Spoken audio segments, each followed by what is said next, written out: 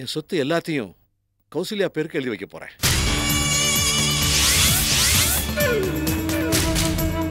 Company, சொத்துகள் எல்லாத்தையும் சுரேஷ் தான் ஆள போறான். அந்த பத்மாவை தூக்கி வச்சுட்டு ஆடுறா எங்க அக்கா.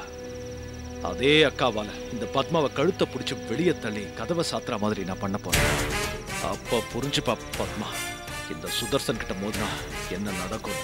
இவ்வளோ நாளும் சாதாரணமா சுரேஷ் விஷயத்துல இருந்தன்னா இனிமே அதி தீவிரமா இறங்க போறேன்.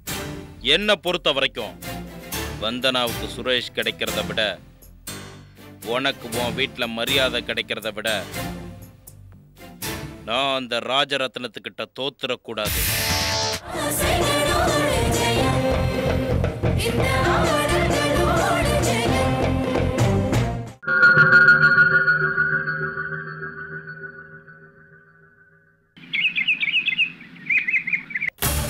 அன்னைக்கு எங்க வீட்டுக்கு வந்து எங்க அப்பா கிட்ட வந்தனாவ சுரேஷ்க்கு கட்டி கொடுங்கன்னு எவ்வளவு கெஞ்சினீங்க. இன்னைக்கு என்னடானா அப்படியே மாறி போயிட்டீங்களே. எல்லாமே மாற்றத்துக்கு உட்பட்டது தானே. இந்த உலகத்துல மாறாது என்னன்னா மாற்றம் ஒண்ணுதான். தத்துவமா உள்ள வாங்க, உங்களுக்கு இருக்கு. வணக்கம். உட்காருங்க. அப்புறம் நல்லா இருக்கல? உடம்பு இப்ப பரவாயில்லையா? இடையில உடம்புக்கு ரொம்ப முடியாம கஷ்டப்பட்டேன்னு நம்ம சுரேஷ் சொன்னான். இப்ப தேவலையா? உங்களோட மாதிரி உள்ளவங்களுடைய அன்பும் என் மருமக இல்ல என் மக கௌசல்யாவோட கவனிப்பும் என்னை காப்பாத்திடுச்சு. அப்புறம் நேத்திக்கே கௌசல்யா இந்த மேரேஜுக்கு சம்மதிச்சிட்டான்னு சுரேஷ்ட சொல்லிட்டோம். இருந்தாலும் முறைப்படி எல்லாத்தையும் பேசணும் இல்லையா? அதான் நானும் சாரும் கௌசல்யா வீட்டு சார்பா உங்ககிட்ட பேச வந்திருக்கோம்.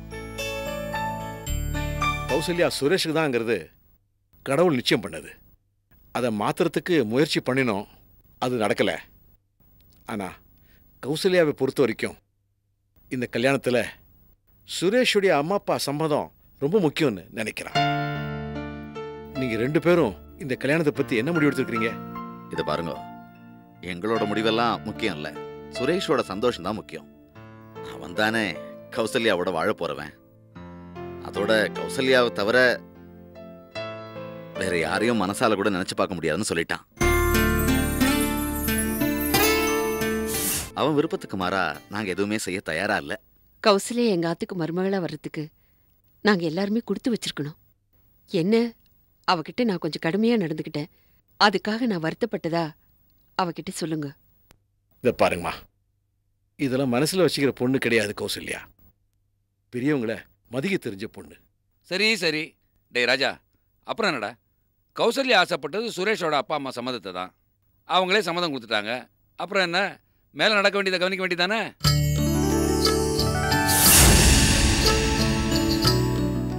சஞ்சய் இறந்ததுக்கு அப்புறம் சஞ்சய் இடத்துல என்னுடைய பொண்ணை தான் கௌசல்யா வச்சு பார்க்குறேன். இது வெறும் வாய் வார்த்தைக்காக சொல்ல, மனசுலேருந்து வர வார்த்தை. என் சொத்து எல்லாத்தையும் கௌசல்யா பேருக்கு எழுதி வைக்க போறேன்.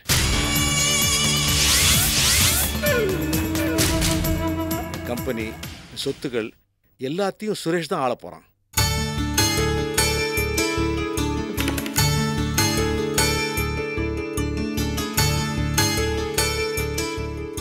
கௌசல்யா எனக்கு கிடைச்சது ஒரு பெரிய சொத்து தான் சார். இருந்தாலும் என் கடமை செய்ய வேண்டாமா? என் பொண்ணு வசதி வாய்ப்போட வாழ்க்கை ஆரம்பிச்சாதானே சந்தோஷமா இருக்க முடியும். தயவு செஞ்சு நான் சீர் செய்யறத மறக்க கூடாது.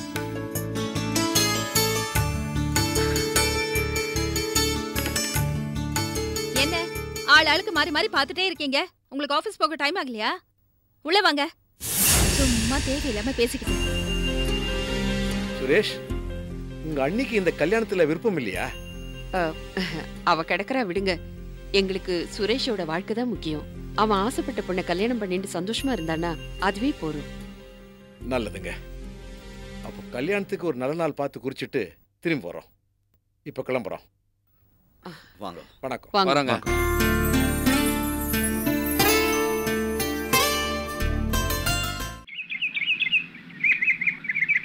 பெருமாள் புண்ணியத்துல எப்படி துளசி கல்யாணத்தை நல்லபடியா முடிச்சிட்டேன்பா. பத்மா, இப்படிப்பட்ட பல நல்ல காரியங்கள் பண்றதுக்கு பெருமாள் நோக்கு துணை இருப்பாருமா. மத்தவகிட்ட கோவப்பட்டு ஆத்திரப்பட்டு சண்டை போடுறதுனால வீணா நம்ம மனசும் உடம்பும் தான் அழுத்து போறதுப்பா. ஆனா அதே நேரத்துல மத்தவளுக்கு உதவி பண்ணி அவளை சந்தோஷப்படுத்தும் போது அவ முகத்துல மகிழ்ச்சியை பாக்குறச்ச நமக்கு கிடைக்கிற திருப்தியா அல்லாதிதான்ப்பா. இப்ப நீங்க சொன்ன மாதிரி என்னோட நல்ல முயற்சிய துளசி கல்யாணத்தோட நிறுத்திட போறதில்ல. என்னால முடிஞ்ச வரைக்கும் புறத்தையாருக்கு உதவி பண்ணி அவளை சந்தோஷப்படுத்த போறேன்ப்பா.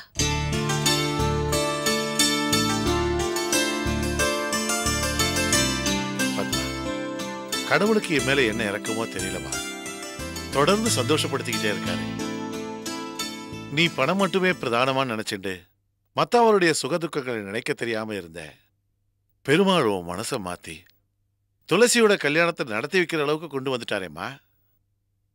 அடுத்து இப்ப நம்ம கௌசல்யா விஷயத்திலையும் நல்லது நடக்க ஆரம்பிச்சிருக்கேம்மா.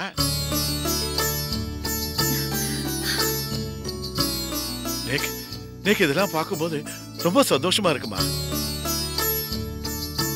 ஏ கௌசி, கங்க்ராட்ஸ். ஏதோ நல்ல விஷயம் நடக்க போறதா அப்பா சொன்னாரே, யார் அந்த அதிர்ஷ்டசாலி? அது வேற யாரும் இல்ல பத்மா, நம்ம கௌசிக்கு ஏற்கனவே நிச்சயம் பண்ண சுரேஷ் தான் மாப்ள. அவராவே வந்து இவளை கல்யாணம் பண்ணிக்கிறேன்னு சொல்லிட்டார். ஆனா இவளை சம்மதிக்க வைக்கிறதுக்குள்ளதான் எங்களுக்கு போரும் ஆயிடுத்து. ஓஹோ, கௌசி, சுரேஷா, வெரி குட். அப்பா அப்பா, கௌசி கல்யாணம் முடிச்ச கையோட அப்படியே நம்ம சீதாக்கு ஒரு கல்யாணத்தை முடிச்சு வச்சுட்டா உங்க பொறுப்பெல்லாம் முடிஞ்ச மாதிரி ஆயிடும். ஐயோ அக்கா, என்ன கொஞ்ச நாள் சந்தோஷமா விடுங்கோ. நான் எங்கேயாவது கம்ப்யூட்டர் சென்டர்ல சேர்ந்து கம்ப்யூட்டர் கத்துண்டு வேலைக்கு போலான்னு இருக்கேன். அப்படியே வாய்ப்பு கிடைச்ச அமெரிக்கா, லண்டன், ஏன் கண்டம் விட்டு கண்டம் போய் கூட வேலை பார்க்கலான்னு இருக்கேன். என்ன போய் நீ வேற கண்டத்துக்கு போறியோ இல்ல கிரகத்துக்கு போறியோ, கல்யாணத்தை முடிச்சுட்டு எங்க வேணாலும் போமா. அப்போ நீ என்ன விடுறதா இல்ல? யான் பெற்ற இன்பம் தங்க சீதாவும் பெறணும்னு என்ன சம்சார கிணத்துல தள்ள பாக்குறியா? விதி யார விட்டது? சரிம்மா.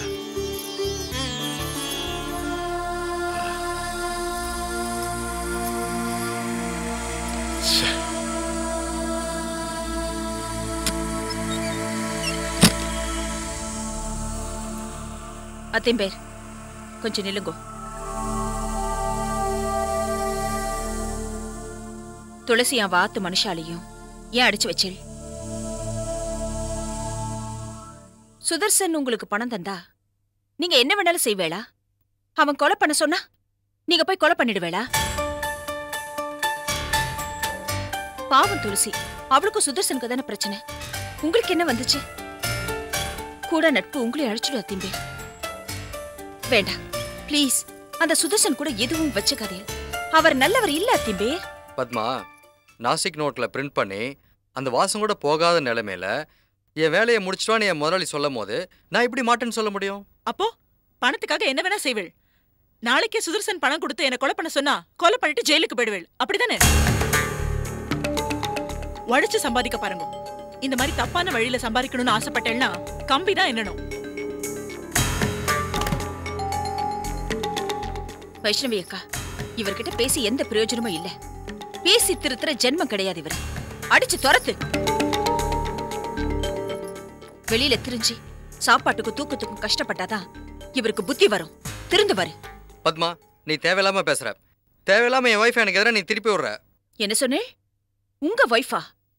ஓஹோ, அப்ப ஆயிஷனை போய் தனியா கொடுத்து நடத்துங்க அத்திம்பேர். பண்றது ஓசி கொடுத்தனும், சாப்பாடும் ஓசி. பேசுற பேச்ச பாரு, பேச்ச வெக்கமா இல்ல இப்படி எல்லாம் பேசுறதுக்கு? அக்கா, இப்ப நீ சொல்றத விட 100 மடங்கு நான் எத்தனையோ தடவை கேட்டிருக்கேன். வெக்கம், மானம், சூடு, சொரணை ஏதாவது இருந்தா தானே இவர் இந்த ஆத்தை விட்டு போவாரு.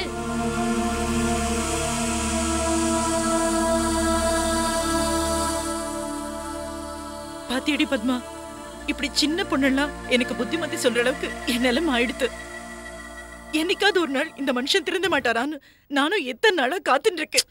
அக்கா அழாதக்கா, அவ ஏதோ சின்ன பொண்ணு, ஏதோ வெகுளித்தனமா சொல்லிட்டா. நீ அழாத. அவ வார்த்தைகளை நீ சீரியஸா எடுத்துக்காத. அத்திம்பேர் திருந்துவார்னு நீ நம்புற இல்ல? அவர் கண்டிப்பா திருந்துவார். கண்டிப்பா திருந்துவார். நம்பிக்கை தானே வாழ்க்கைக்கா. சரி, லேட்டா இருக்கு, நான் கிளம்புறேன். அழாத. போயிட்டு வா. வர சீதா, வர கௌஷிக்.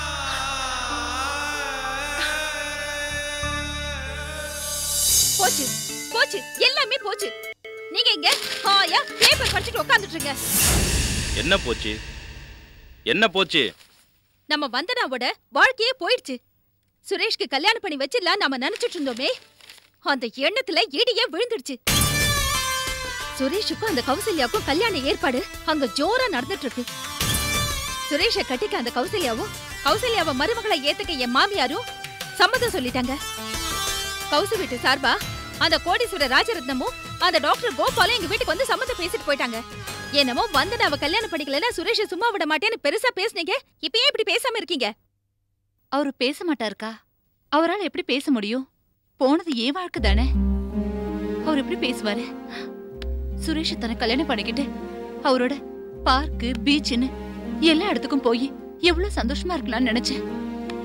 என் சந்தோஷம் எல்லாமே இடிஞ்சு போன வீடு மாதிரி தூள் தூளா போயிடுச்சுக்கா. ஆனா ஒண்ணுக்கா, இப்பதான் நான் அம்மா இல்லாத குறையே உணர்றேன். இப்போ அம்மா மட்டும் உயிரோட இருந்திருந்தா எப்படியாவது என் கல்யாணத்தை நடத்தி வச்சிருப்பாங்கல்லக்கா. ஆனா ஒண்ணு மட்டும் உறுதியா சொல்றேன்க்கா, என் கழுத்துல தாலின்னு ஒண்ணு ஏறிச்சுன்னா அது சுரேஷத்தன் கட்டுற தாலியா தான் இருக்கணும். சுரேஷத்தனை மனசுல வச்சுக்கிட்டு இன்னொருத்தரோட வாழ்ற வாழ்க்கையை என்னால கனவுல கூட நினைச்சு பார்க்க முடியல. எனக்கு அவரோட நினைவுகள் மட்டும் போதும்க்கா. அதுலயே என் வாழ்க்கையை நான் கழிச்சிருவேன். கேட்டீங்கல்ல? இப்ப அவ பேசுறத கேட்டீங்கல்ல? இப்ப என்ன பண்ண போறீங்க? அந்த ராஜரத்னம் என்னடானா தன்னோட சொத்தெல்லாம் கௌசல்யா பேருக்கு எழுதி வைக்க போறாரா? சுரேஷ கட்டிக்கிட்டு கௌசல்யா அந்த வீட்டுக்கு மருமகளா வரும்போது என்ன விட பணக்காரியா வருவா. ஏன்னா உங்களை விட 4 மடங்கு பணக்கார அந்த ராஜரத்னம். ஏற்கனவே என் மாமியார் என்ன மதிக்கவே மாட்டா. இப்ப என்ன விட பணக்கார மருமக வந்துட்டானா என்ன ஒரு வேலைக்காரி விட கேவலமா ட்ரீட் பண்ணுவா. இந்த கல்யாணம் மட்டும் நடந்ததுன்னா கல்யாணமே பண்ணிக்காம வந்தனாவும் கல்யாணம் பண்ணிக்கிட்ட நானும் இந்த வீட்ல வாழ வெட்டியா தான் இருப்போம். இப்ப என்ன நடந்துருச்சுன்னு நீங்க 2 பேரும் இவ்ளோ ஃபீல் பண்றீங்க, கோவப்படுறீங்க? ராஜரத்னம் உங்க வீட்டுக்கு வந்து மேலோட்டமா கல்யாண விஷயத்தை பத்தி பேசியிருக்கான், அவ்வளவுதானே? இன்னும் எவ்வளவோ இருக்கு. கல்யாணம் பேசி முடிக்கணும், நிச்சயம் பண்ணணும், தேதி குறிக்கணும், பத்திரிகை அடிக்கணும், மண்டபம் புக் பண்ணணும், இன்னும் எவ்வளவோ இருக்கு. சுரேஷ் கௌசல்யா கழுத்துல தாலி கட்டுற வரைக்கும் எனக்கு இந்த கல்யாணத்தை நிறுத்துறதுக்கு எவ்வளோ டைம் இருக்குமா? இவ்வளோ நாளும் சாதாரணமா சுரேஷ் விஷயத்துல இருந்தன்னா இனிமே அதி தீவிரமா இறங்க போறேன். என்ன பொறுத்த வரைக்கும் வந்தனாவுக்கு சுரேஷ் கிடைக்கிறத விட உனக்கு உன் வீட்டுல மரியாதை கிடைக்கிறத விட நான் அந்த ராஜரத்னத்துக்கிட்ட தோத்துறக்கூடாது. இதுதான் எனக்கு கிடைச்சிருக்கிற கடைசி களம். இந்த போராட்ட களத்துல ராஜரத்னத்தை வீழ்த்தி நான் வெற்றி அடைஞ்சிட்டு சுரேஷ வந்தனாவுக்கு கல்யாணம் பண்ணி வச்சிடறேம்மா. கல்யாணம் பண்ணி வச்சிடறேன், நீ கவலைப்படாத.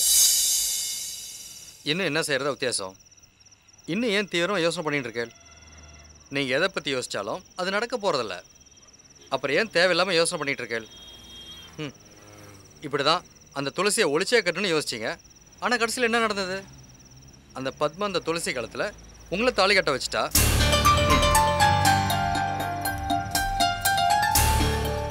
ஓ புரியுது புரியுது.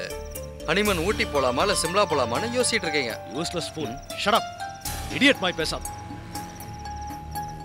என்னோட தவிப்பையும் வேதனையை புரிஞ்சுக்காம கிறுக்க மாதிரி உளறிட்டு இருக்க. வீட்டில் ஏற்கனவே அவமானப்பட்டு வந்து நிற்கிறேன். இப்போ நீங்களும் திட்டினா நான் எங்கே போகிறது? நீங்கள் சொல்லி தான் அந்த துளசியை நான் கடத்தினேன். அதுக்கு கூலி தண்டேல், அது வேற விஷயம். நான் பண்ண தப்புக்கு என்னை வீட்டை விட்டு துரத்திட்டா. பத்மா வீட்டுக்கு வந்து வைஷ்ணவிட்ட சொன்னதுனால இது வரைக்கும் நான் நிமிந்து கூட பார்க்காத வைஷ்ணவி என்னை இன்னைக்கு கண்ணா பின்னான்னு திட்டா. ஒரே அவமானமாக போச்சு. எப்படி இருந்தா என் வைஷ்ணவி? அவ மனசை மாத்தி இந்த பத்மா கெடுத்துட்டாளே. உன்னை மட்டுமா அவமானப்படுத்தினா? சிங்கம் மாதிரி இருந்த என்ன வீட்டில் உள்ள அத்தனை பேர் முன்னாடி நிக்க வச்சு, துளசி மூலமா எல்லாத்தையும் பேச வச்சு, என் அக்கா மூலமா எனக்கு நெருக்கடி கொடுத்து, யாரை நான் இந்த உலகத்தை விட்டே அனுப்பணும்னு நினைச்சுக்கிட்டு இருந்தேனோ அதே துளசி கழுத்துல என்னை தாலியும் கட்ட வச்சு அசிங்கப்படுத்திட்டா. அவன் செஞ்ச காரியத்தை நினைக்கும் போது எனக்கு ரத்தம் கொதிக்கிறது. இதை பார், நம்ம 2 பேரோட வாழ்க்கையிலையும் அவமானத்தை உண்டாக்குனவ அந்த பத்மா. அவளுக்கு அவ செஞ்ச தப்ப உணர்த்துற மாதிரி கண்டிப்பா பாடம் கத்துக் கொடுக்கணும். அது எப்படி முடியும்? அவ தான் அசைக்க முடியாத இடத்துல இருக்காளே. உங்க அக்கா ரங்கநாயகி அம்மா அவளுக்கு முழுக்க முழுக்க சப்போர்ட்டா இருக்காங்களே. பத்மா எதை சொன்னாலும் உங்க அக்கா நம்புறாளே. இனிமே உங்களால பத்மாவை ஒண்ணுமே பண்ண முடியாது. ஏன் முடியாது? இனிமேதான் அவளை சாச்சிட போறேன். அது ரொம்ப ஈஸி எனக்கு. அந்த பத்மாவை தூக்கி வச்சுட்டு ஆடுறா எங்க அக்கா. அதே அக்காவால இந்த பத்மாவை கழுத்தை பிடிச்சி வெளியே தள்ளி கதவை சாத்துற மாதிரி நான் பண்ண போறேன். அப்ப புரிஞ்சுப்பா பத்மா, இந்த சுதர்சன் கிட்ட மோதினா என்ன நடக்கும். Wait and see.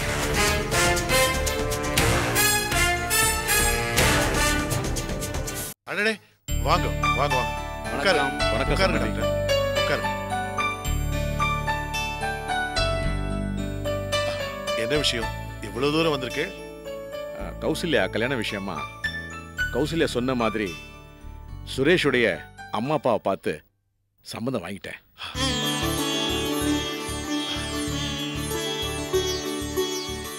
உங்களுக்கு ஒரு விஷயம் தெரியுமா? சுரேஷை விட அவங்க அப்பா அம்மா தான் இந்த கல்யாணத்தில் ரொம்ப ஆர்வமாக இருக்காங்க. நானும் கௌசி மாதிரியே எங்கே அவங்க அப்பா அம்மா இந்த கல்யாணத்துக்கு எதிர்ப்பு தெரிவிப்பாங்களோன்னு நினச்சேன். ஆனால் சுரேஷோட சந்தோஷம் தான் என் சந்தோஷம்னு அவங்க அம்மா சொல்லிட்டா. சுரேஷோட வாழ்க்கை சரியா அமையலன்னு தான் கௌசியை கண்ணா பின்னான்னு திட்டி அவமானப்படுத்திட்டேன்னு சொல்லி என்கிட்ட மன்னிப்பு வேற கேட்டாங்க. அதை உங்ககிட்ட சொல்லான்னு வந்தேன். சுரேஷ் ரொம்ப நல்ல பையன், புத்திசாலி, பிரத்தியார் நல்லா இருக்கணும்னு நினைக்கிற பையன். இப்படிப்பட்ட பையனை பெத்த அம்மா கூட நல்லவங்களா தான் இருக்கணும். ஏதோ கோவத்துல 4 வார்த்தை பேசிட்டாங்க. இதெல்லாம் நானும் கௌசியும் பெருசா நினைக்கல. இதை பாருங்க, இப்ப நம்ம செய்ய வேண்டியது திருமண வேலைகளை மடமடன்னு ஆரம்பிக்க வேண்டியதுதான். நீங்க செய்ய வேண்டியது 2 வேலை தான். 1, திருமண நாள் குறிக்க வேண்டியது. 2வது, மணமகளை மணமேடைக்கு கொண்டு வர வேண்டியது. மீதி இருக்கிற எல்லா வேலையும் நான் செஞ்சிருவேன். ரொம்ப சந்தோஷம்.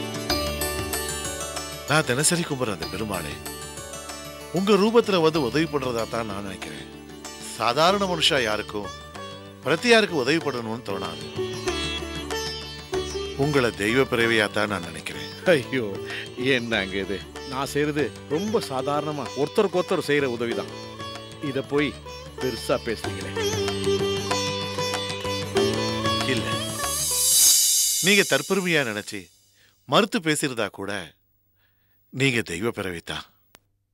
உங்க பையனை பறிகொடுத்தும் அந்த சோகத்தையும் துக்கத்தையும் பெருசுப்படுத்தாம கௌசல்யா சந்தோஷமா வாழணும்னு இவ்வளவு தூரம் பிரயாசப்படுறீங்களே.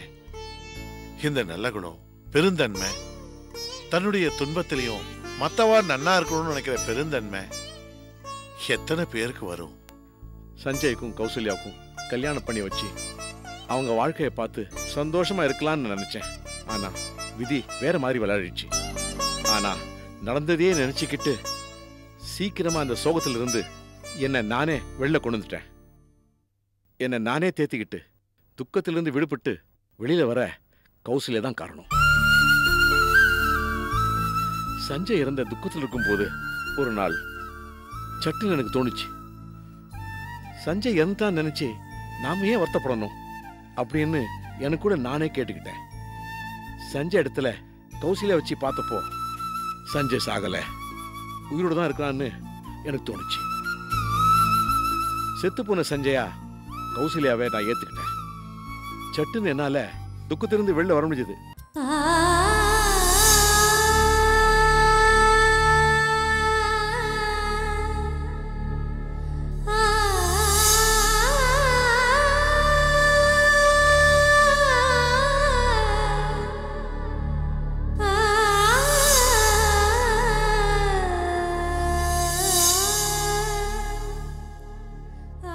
கௌசல்யா என்னோட பொண்ணு. அவளுக்காக எது வேணும்னாலும் செய்வேன்.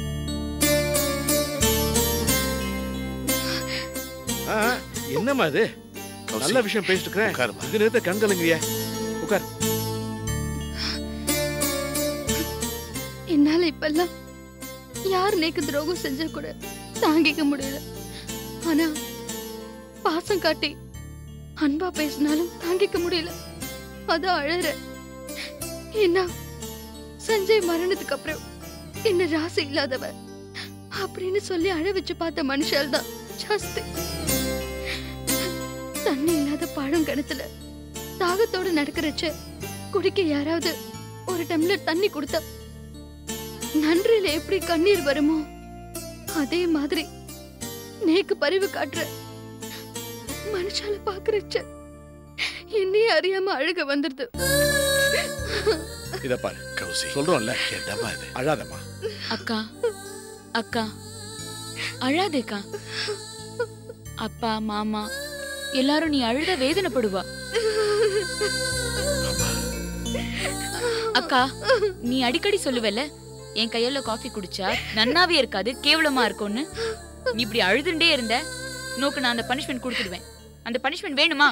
வேணுமா சொல்லு.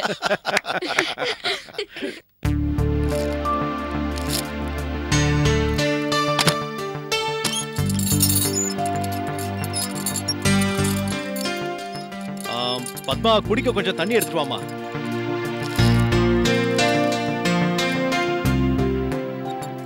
தண்ணி கேட்டு எவ்வளவு நேரம் ஆச்சு? தண்ணி எடுத்துட்டு வாங்க.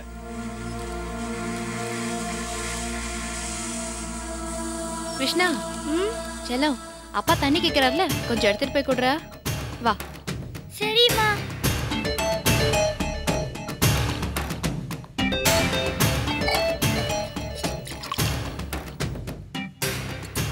இந்தா கொண்டு போய் கொடு.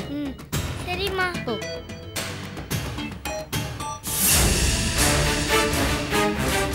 அப்பா இந்தாங்கப்பா தண்ணி.